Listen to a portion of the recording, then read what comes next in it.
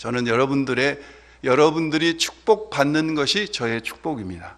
그래서 한 해를 시작하면서 여러분들에게 어떤 축복이 임하기를 정말 제가 소원하는가, 또 하나님이 원하시는가 하는 것을 시편 1편에서 찾아보았습니다. 구약 성경에는 두 가지 복이 있습니다. 하나는 하나님의 일방적인 언약 때문에 우리에게 무조건적으로 부어주시는 축복이 있어요. 이것은 바라크라고 하는 히브리 말의 축복입니다. 구약의 거의 대부분의 축복이라고 하는 단어가 이 바라크라고 하는 단어를 썼습니다. 그런데 또 다른 축복이 있습니다. 두 번째 축복은 나의 태도와 자세에 따라서 내가 받을 수도 있고 받지 못할 수도 있는 축복, 이것을 히브리 말로는 아시와루의 축복이라고 했습니다. 이 축복은 구약 성경에 몇 번 쓰이지 않았습니다. 오늘 시편 1편에서 복 있는 자는 하고 말씀하신 이 복은 하나님의 무조건적인 바라크의 축복이 아니라 우리의 태도와 자세에 따라서 받을 수도 있고 받지 못할 수도 있는 아시와르의 축복입니다. 자, 시편 1편을 가지고 여러 번 설교를 했어요. 그런데 또 오늘 2016년 1월 3일 주일을 준비하면서 이 말씀을 묵상했을 때 하나님께서 한 세 가지로 복에 대해서 요약을 해 주셨습니다. 첫 번째 복은 뭐냐면은 1절에 나오는 복 있는 사람은 악인의 꾀를 쫓지 않고 죄인의 길에 서지 아니하고 오만한 자의 자리에 앉지 않는 복. 이 복은 무슨 복일까요? 피할 것을, 악을 멀리하는 복입니다. 여러분, 악을 멀리할 줄 아는 복. 첫 번째 거기 악인의 꾀라고 하는 것은 도덕적으로 해이된 사람, 인격적으로 진실하지 못한 사람을 이야기합니다. 죄인과 악인을 구분을 했어요. 그런데 악인의 꾀라고 하는 것은 어떤 거냐면은 요즘 이야기하면은 인생을 쉽게 살려고 하는 사람. 쉽게 살려고 하는 사람. 나의 어떤 목적을 위해서는 수단과 방법을 가리지 않는 사람. 이게 악인의 꾀입니다. 다른 사람의 이름을 도용해서라도 아무 꺼리낌 없이 무슨 일을 하려고 하는 사람. 이게 악인의 꾀입니다. 편법과 불법과 타협을 주저하지 않는 사람. 이게 악인의 꾀입니다. 이런 것들을 피할 줄 아는 것이 우리에게 첫 번째 하나님께서는 복이라고 말씀하십니다. 두 번째 거기는 죄인의 길, 인본주의와 세속화되어 가는 것을 말합니다. 바른 길보다는 빠른 길을 찾아서 나서는 사람. 예수님보다는 많은 사람들이 가는 그 길을 택하는 사람. 좁은 문보다는 넓은 문을, 은혜보다는 특혜를 추구하는 그런 사람의 모습, 이게 죄인의 길입니다. 그 죄인의 길을 따르지 아니한 것, 하나님이 원하시는 길, 내가 가야 될 길, 그 길을 가는 것, 이게 오늘 말씀하신 악을 멀리하는 복을 말씀하고 있어요. 세 번째는 거기 보면은 오만한 자의 자리에 앉지 않는다. 냉소적이고 경멸하고 불손하고 비웃고 하나님의 자리에 앉아서 다른 사람을 비판하고 판단하고 하나님과 사람을 비웃는 것, 이게 오만한 자의 모습입니다. 누가 우리를 보리요? 누가 우리를 보리요? 아무도 안 본다 이거죠. 하나님이 우리를 보시지 않는다. 하나님을 두려워할 줄 몰라요. 이게 오만한 자의 모습입니다. 이런 것들을 피하는 자, 악을 멀리하는 자, 이런 자가 복 있는 자라고 말씀합니다. 저는 이런 복이, 여러분들이 정말 피할 것을, 성경에 보면은 이 외에도 피할 것에 대해서 여러 가지 말씀하고 계셔요. 세상에서 썩어질 것, 음행과 청년의 정욕, 우상숭배, 다툼, 허탄한 변론, 이런 것들을 피하라고 성경은 말씀하십니다. 피할 것을 피할 줄 아는 이 축복이 금년 한 해 가득하시기를 주의 이름으로 축원합니다. 마귀를 대적하라 그리하면 우리를 피한다고 야고보서에 말씀하셨는데, 우리가 대적할 믿음이 없으면 피할 것은 피할 줄 알아야 돼요. 요셉은 믿음이 없어서 보디발 아내의 유혹을 피한 것이 아니에요. 악을 멀리하고자 하는, 주님을 사랑하는, 내가 하나님 앞에 어찌 득죄하리요 하는 그 마음 때문에 보디발 아내의 유혹을 피한 겁니다.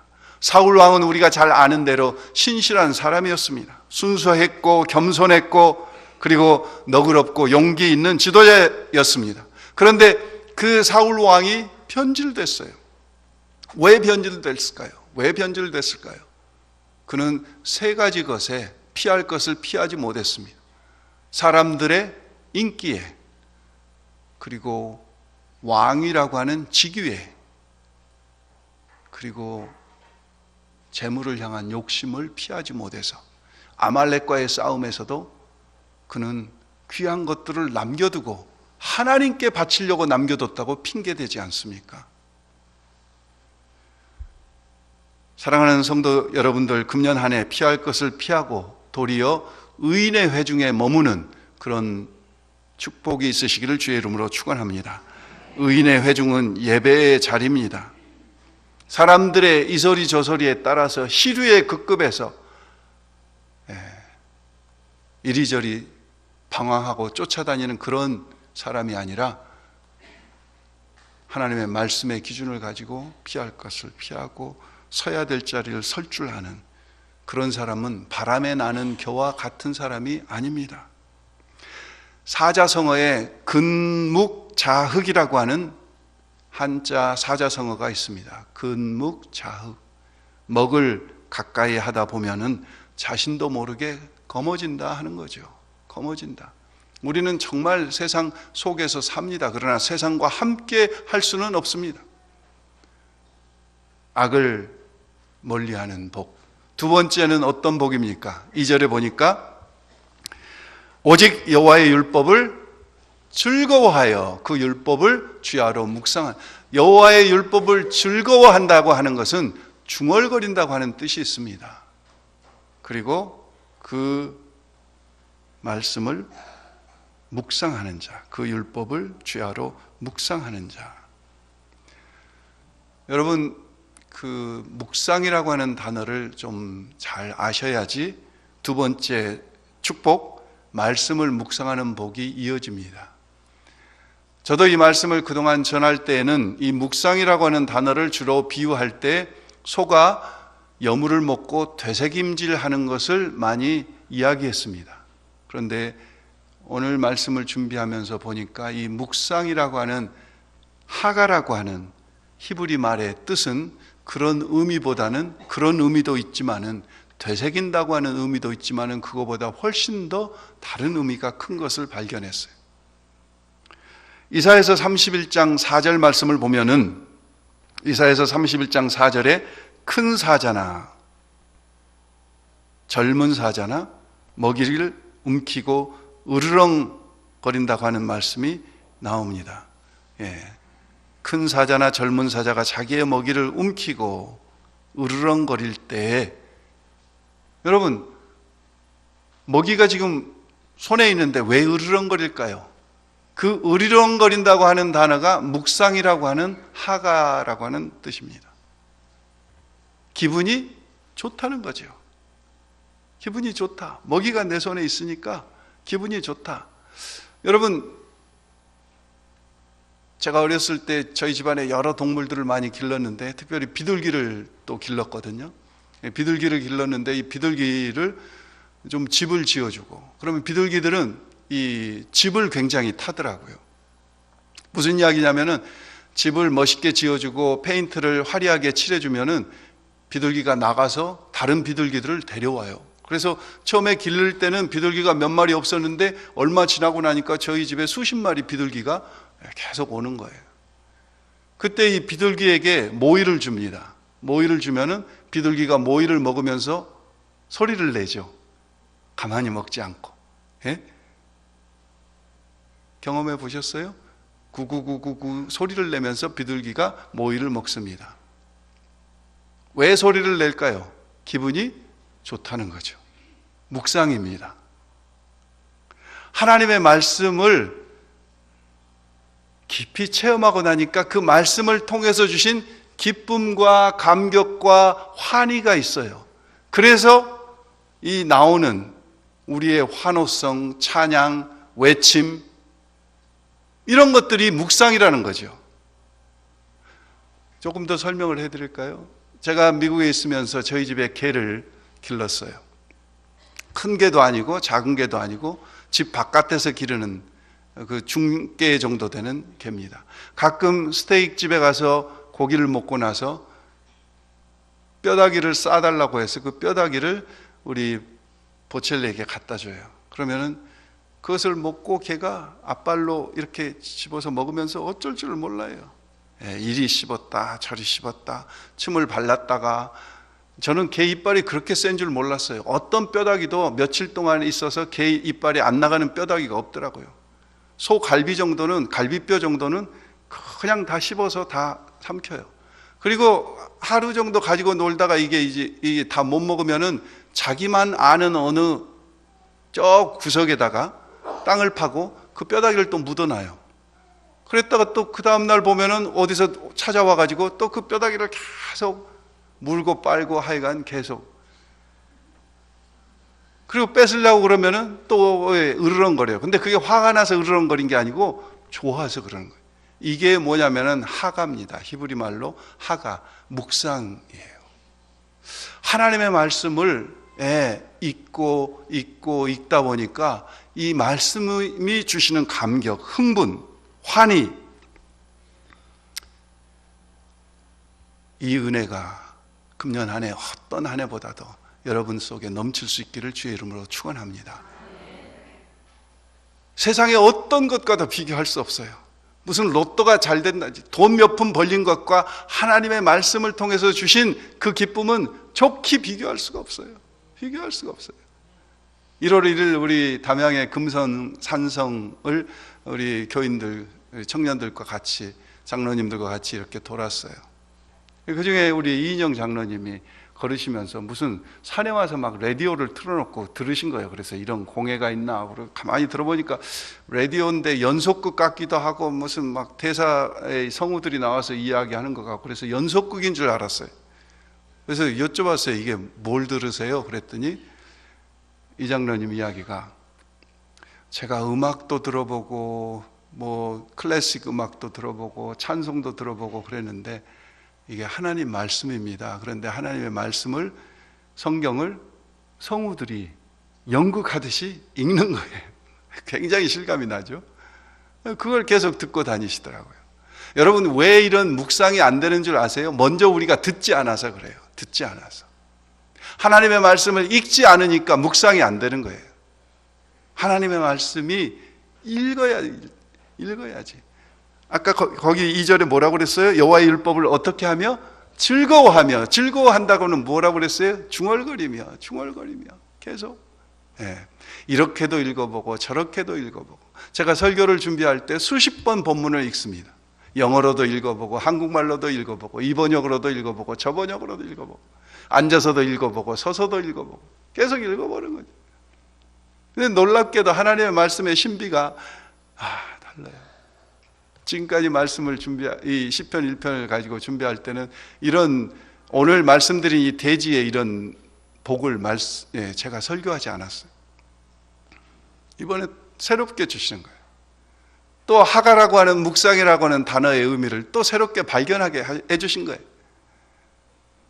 설교의 준비 과정은 힘들지만은 그 말씀의 의미가 찾아지고 그 말씀이 제 삶 속에 체험될 때 그 감격과 은혜는 목회의 모든 힘든 것들을 날려버리기에 부족함이 없어요. 부족함이 없어요. 여러분들이 주시는 격려의 말씀 한마디도 참 귀하고 힘이 되지만은 여러분들이 주시는 그런 격려의 말씀과 비교할 수 없는 게 제 스스로 말씀 속에서 묵상해서 발견되는 그 환희, 감격, 즐거움, 흥분은 체험하신 분만 알아요. 금년 2016년 한 해 여러분 이제 큐티 하는 것으로 만족하지 마시고 그 큐티 말씀들이 매일매일 깊이 내 심령 속에 하나님의 음성으로 다가오고 내 삶 속에 살아있는 레마로 하나님의 말씀으로 하나님의 역사로 생생하게 체험될 수 있기를 주의 이름으로 축원합니다.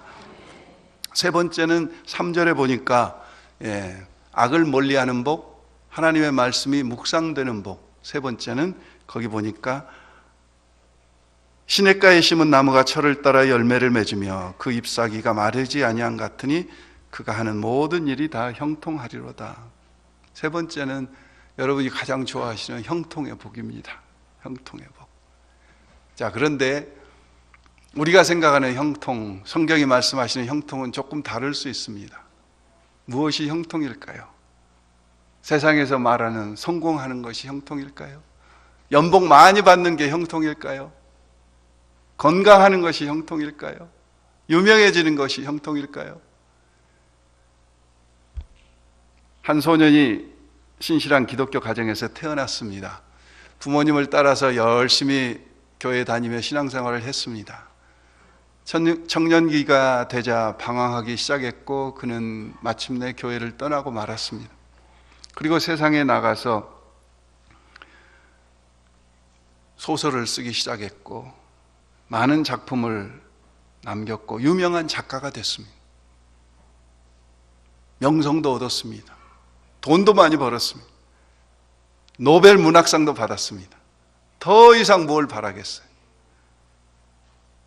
그랬던 그가 1961년 7월 2일 엽총을 쏘아서 스스로 자살하고 말았습니다.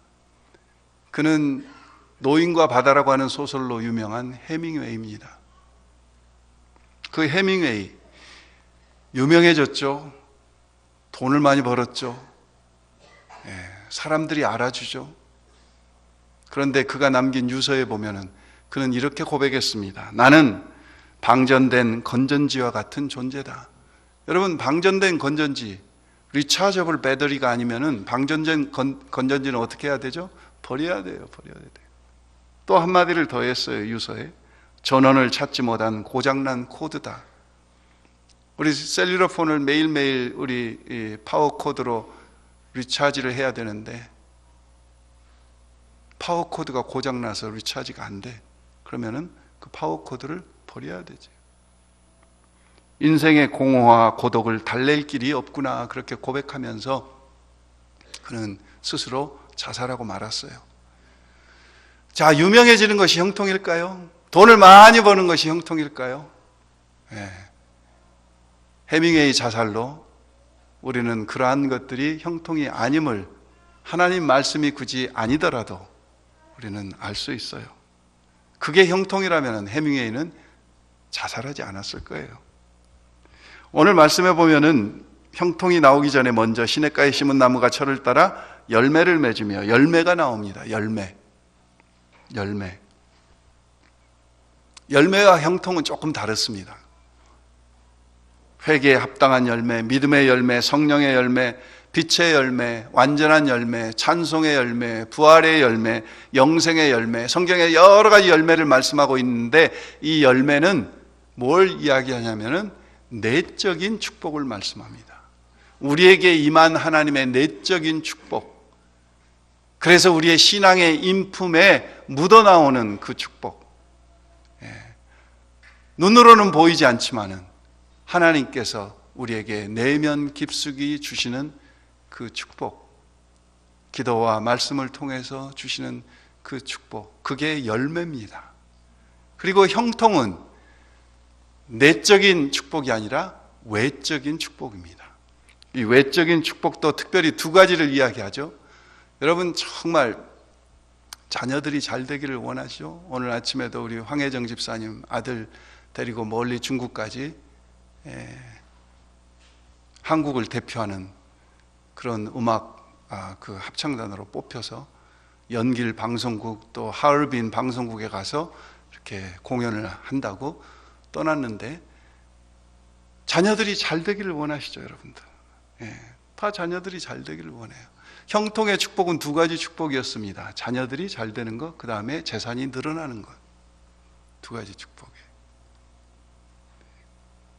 오늘 금년 한 해 열매뿐만 아니라 또 형통함뿐만 아니라 열매가 가득하시고 열매뿐만 아니라 형통함이 가득하시는 금년 한 해가 될 수 있기를 주의 이름으로 축원합니다.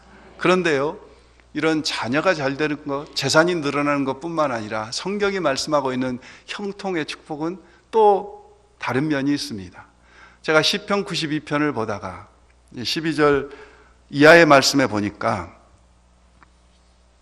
우리 12절 13절 한번 같이 읽을까요?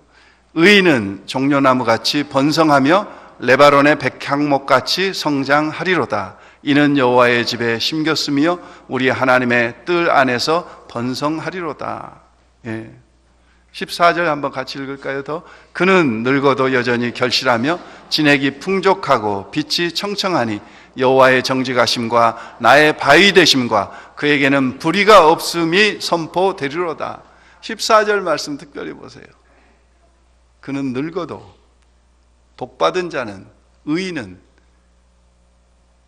형통하는 자는 늙어도 여전히 결실하며 진액이 풍족하며 빛이 청청하며. 어찌 이럴 수 있습니까? 세상에서는 어찌 이럴 수 있어요? 아니에요. 그런데 하나님 안에 있으면은, 그 나무가 어디 심겼다고요? 12절, 13절에 보니까 그 나무가, 13절에 특별히 보니까 그 나무가 여호와의 집에 심겼으며 하나님의 뜰 안에 있으니까, 여호와의 집에 심겼고 하나님의 뜰 아래 있으니까 이런 형통의 축복이 있는데, 그 형통은 뭐냐면은 늙어도 여전히 결실하고 진액이 풍족하고 빛이 청청한 이런 축복, 이런 형통함이 있으시기를 주의 이름으로 축원합니다.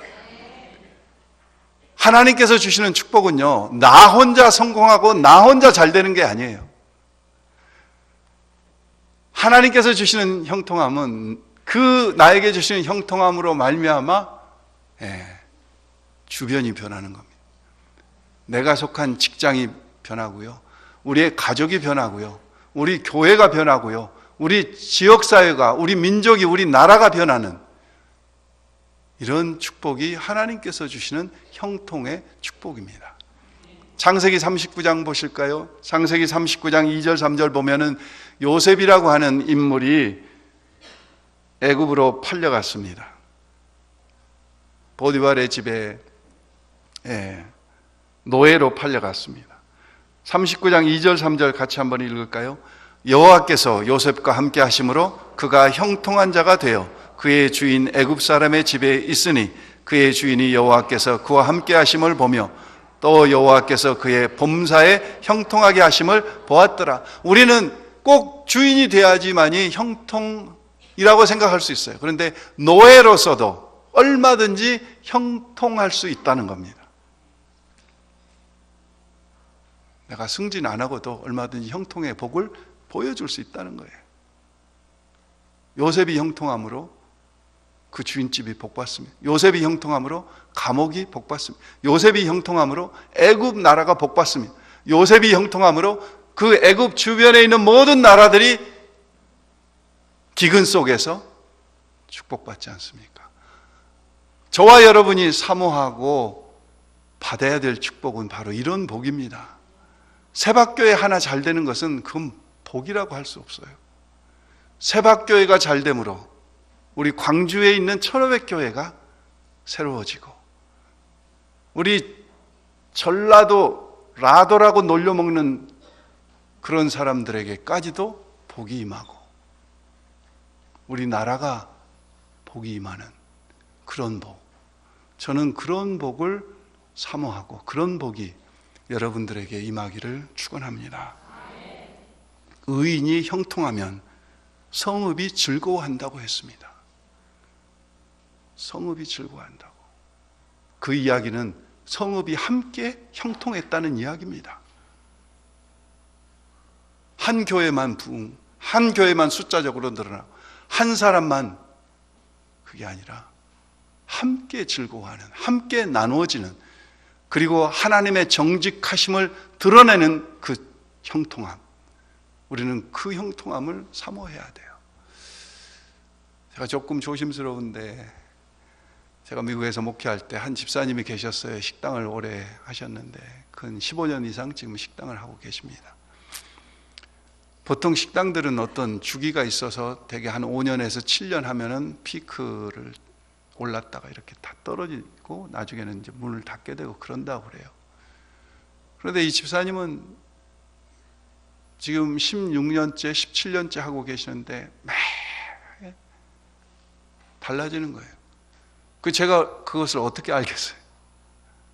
그 집사님이 매월 저에게 말씀해 주시니까, 목사님, 이번 달은 지난달보다 이렇게 달라졌어요.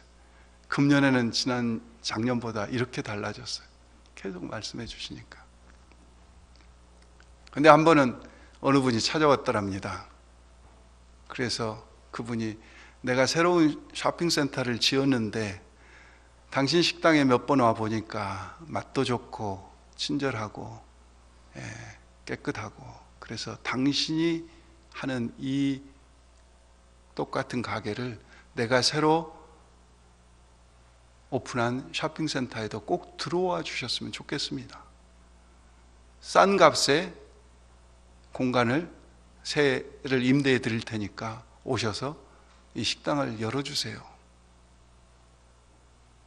그런 사람이 한두 명이 아니라, 그래서 자기가 원해서가 아니라, 물론 기도하는 가운데 하나님의 뜻인 줄 알고 그렇게 하나 둘씩 가게들을 늘려가기 시작했습니다. 저는 그것도 하나님의 형통이라고 믿습니다. 내가 쟁취하는 복이 아니라 하나님으로부터 주어지는 것. 하나님으로부터 주어지는 것. 한 이야기 조금 더 드릴까요? 제가 있었던 실리콘밸리는 엔지니어들이 많습니다. 그래서 직장들을 자주 옮깁니다. 3년에서 5년 주기로. 또 빨리 옮기는 사람들은 2, 3년 만에. 안 옮기고 가만히 있으면은 헤드헌터들이 링크인이라고 하는 그런 웹사이트에서 계속 연락이 옵니다. 당신이 만약 이 위치에서 현재 어떤 회사로 가면은 당신이 현재 받는 보수보다 이만큼 더 받을 수 있습니다. 계속 유혹의 손길을 펼치는 거죠. 한 집사님이 계셨어요. 직장을 아직 옮길 때가 안 됐는데 또 그런 연락이 온 겁니다. 제가 늘 우리 성도님들에게 이야기해요. 우리는 현대판 노예가 아니다. 그래서 돈 많이 준다고 돈 따라서 쫓아다니는 그런 불나방과 같은 인생을 살아서는 안 된다. 목회자만 하나님 앞에 부르심을 받은 게 아니라 당신들은 직장을 통해서 하나님 앞에 부르심을 받은 거다. 직장에 대한 소명이 분명히 있어야 된다. 하나님의 옮겨주심이 아니면은 돈 많이 준다고 함부로 왔다 갔다 하지 마십시오. 제가 그런 이야기를 자주 합니다. 이 집사님도 그 이야기가 생각나니까 주저하고 기도하는데 뭔가 계속해서 연락이 오면서 하나님의 뭔가 다른 뜻이 있는 것 같이 느껴지는 거예요. 그래서 그 회사를 옮겼습니다. 옮겼어요. 근데 여러분, 미국에서는 회사를 옮기면은 봉급도 좀 높이 주지만은 그 회사 주식들을 이렇게 많이 줍니다. 마침 옮겨간 회사가 주식 공개를 하기 전에 회사였어요. 그러니까 별로 이렇게 이름도 알려지지 않은 회사, 또 기업 가치도 그렇게 크지 않은 회사. 그래서 주식을 줄 때는 뭐 거저 주기도 하고, 왜냐면 몇십 센트씩 주고 한 주에 비싸봐야 뭐 1불, 2불 자기 봉급에서 이렇게 제하면서 줬어요. 몇 년 열심히 일하는 가운데 그 기업이 IPO에 나가게 됐어요. 기업 공개, 주식시장에 그 기업의 주식이 상장됐어요. 몇십 센트에 거저 받은 것 같이 받았던 수십만 주의 주식이 갑자기 40불로 시작을 하더니 지금은 100불이 한 주에 넘어가는, 그래서 이 양반이 갑자기 수천만 불에 수백만 불 정도의 엔지니어는 많이 있어요, 우리 동네에. 근데 수천만 불, 엔지니어가 수천만 불의 이 재산을 가진 사람들은 굉장히 드물어요. 갑자기 하나님께서 그렇게 축복해 주신 거예요.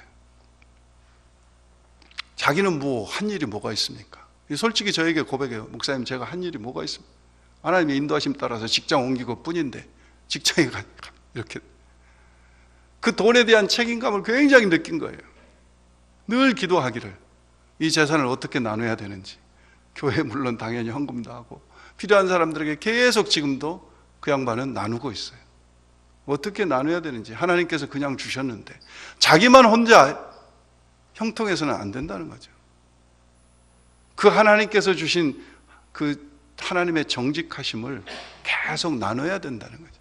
저는 그분이 그 수천만 불을, 그 재산이 증식됐다 그거에 감동된 게 아니고, 그걸 받은 뒤에 그걸 나누는 그 모습 속에서 감동이 더 된 거예요. 어려운 사람들을 그냥 스치지 않습니다.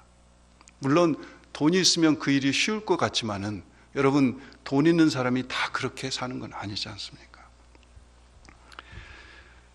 여러분, 그 비결은 어디에 있습니까? 3절에 이 형통의 비결은 어디에 있어요? 1절에 보면은 그 나무가 어디에 있어요? 나무가 시냇가에. 아까 시편 92편 13절에서도 보았죠. 그 나무가 어디에 있어요? 하나님의 뜰에. 하나님의 뜰에 있어요. 오늘 시편 3절에도 보니까 1편 3절에도 보니까 그 나무가 시냇가에 있어요. 시냇가에. 시냇가에 심겼다고 하는 것은 우리가 있어야 될 자리에 있다고 하는 겁니다. 형통. 은혜의 자리, 예배의 자리, 기도의 자리, 하나님의 임재의 자리, 하나님의 기적이 일어나는 곳, 약속이 있는 그곳에 나도 있을 때, 그리고 그 하나님의 임재 속에 다스림을 받을 때 하나님께서 우리의 믿음의 크기대로, 필요한 대로 하나님께서 우리를 형통케 하실 줄 믿습니다. 복은 주어지는 겁니다. 우리의 자세와 태도로 하나님 앞에 나아갔을 때 하나님으로부터 주어지는 거예요. 세상 사람들은 내가 쟁취해서 얻습니다. 영어 단어 중에 이런 표현이 있습니다. I don't deserve it. I don't deserve it. 내가 어떤 것을 받았어요. 어떤 것을 얻었어요. 어떤 것을 이루었어요. 그런데 I don't deserve it. 이 말은 나는 자격이 없습니다. 내가 한 것이 아닙니다. 나는 받을 만한 사람이 못 됩니다. I don't deserve it. 하나님의 이런 형통의 축복이 임할 때에 하나님 앞에 이렇게 나가시면서 그 형통의 축복들이 가족으로, 교회 안에서, 이웃으로, 우리 민족으로, 열방으로 계속 나눠질 수 있기를 주의 이름으로 축원합니다. 2016년 전망하면서 많은 사람들이 경제는 어둡다, 정치는 불투명하다, 사회적으로는 갈등이 더 심화된다, 젊은이들은 오포 세대로 좌절하고 있다, 노인들은 노후의 절벽 속에 방황하고 있다, 우리를 다 우울하게 하는 전망들 뿐입니다. 그러나 그 속에서도 저는 소망을 갖는 것은 하나님께서 우리를 오늘 시편 1편에 말씀하신 대로 악을 피하는 복, 하나님의 말씀이 묵상되는 복, 하나님께서 주시는 형통의 복이 있다면, 우리 새밖에 한 분 한 분이 이런 복을 누린다면, 저는 2016년은 반드시 하나님의 놀라운 역사가 일어날 것을 기대합니다. 하나님으로 복받는 사람은 한 사람입니다. 한 사람이 요셉 한 사람이 형통하니까 주변이 변화됐습니다.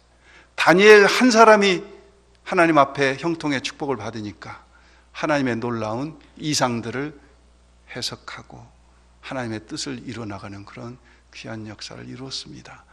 저는 2016년 이 한 해 우리 새밖에 성도님들 한 분 한 분이 나이와 성별에 상관없이, 우리의 직업에 상관없이 하나님 앞에 이런 축복을 누리시면서 나가서 광주의 소망은 새밖교회, 우리 민족의 소망은 새밖교회, 정말 예수 그리스도가 우리의 소망이지만은 우리 주님으로 말미암아 주신 그 형통의 축복으로 사회를 밝혀나가고 우리 민족의 앞길을 밝혀나가고 우리 가문을 세워나가는 그런 귀한 성도들 될 수 있기를 주의 이름으로 축원합니다.